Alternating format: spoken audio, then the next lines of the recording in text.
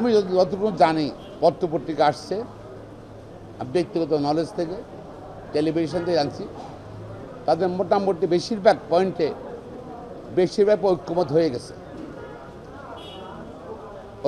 গেছে। কিছু কিছু পয়েন্ট এখনো হয়নি। আমার মনে হয় এটা কোনো সমস্যা হবে না, কারণ যারা ঐক্যমত কমিশনে তারা গিয়েছেন এবং বিভিন্ন রকম দাবি তুলতেছেন, তারাই সবাই কিন্তু স্বৈরাচারের বিরুদ্ধে আন্দোলনের অংশীদার।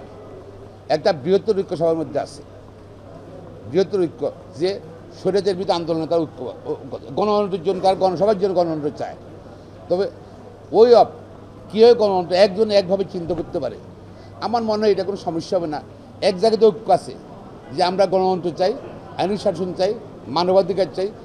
বাংলাদেশের গত 15 বছর যেসব ঘটনা ঘটেছে, গুপ্ত হত্যা, তারপরে আপনার ধরেন আয়নাঘর, মানুষের মানবাধিকার লঙ্ঘন, অর্থনীতি লুটপাট, এইসব ব্যাপারে কিন্তু সব ঐক্যমত আমি মনে করি। তো আমার মনে হয় যে ডিফারেন্সটা আছে, যেহেতু আমরা মূল জায়গায় ঐক্য আছি, সুতরাং এগুলা খুব একটা সমস্যা হবে না। আমাদের জাতীয় নির্বাচনে আগাতে আমাদের কোনো সমস্যা হবে না আমি মনে করি। নিশ্চয়ই একটা এগ্রিমেন্ট থাকা উচিত, কমিটমেন্ট থাকা উচিত আমি মনে করি। কমিটমেন্ট থাকা উচিত। বাংলাদেশের মানুষ চায় না যে আবার সেই আগের জায়গায় ফিরে যাওয়া। 15 বছর দেশ শাসন করেছে, সেই অবস্থায় মানুষ যেতে চায় না।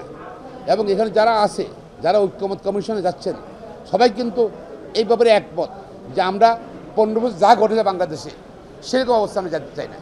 অর্থনীতি লুটপাট, আবার মানবাধিকার লঙ্ঘন, হত্যা, গুম, মিথ্যা মামলা, এগুলো যেন না হয়। তো আমার মনে হয় এই ব্যাপারে আমরা ঐক্যমত আছি।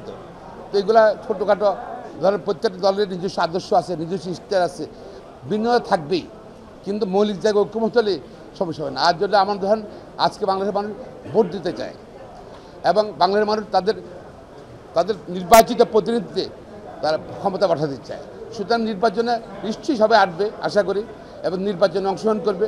জনগণ যার পক্ষে ম্যান্ডেট দেবে সে দেশ চালাবে, সেটা কোনো সমস্যা নেই। তবে এই ঐক্যমত হওয়া উচিত কেন? তাহলে ঐক্যমত হলে পরবর্তী সরকার আসবে, সেই সরকারের মধ্যে একটা নৈতিক, একটা লিখিত বাধ্যবাধকতা থাকবে যে আমরা এটা করতে হবে।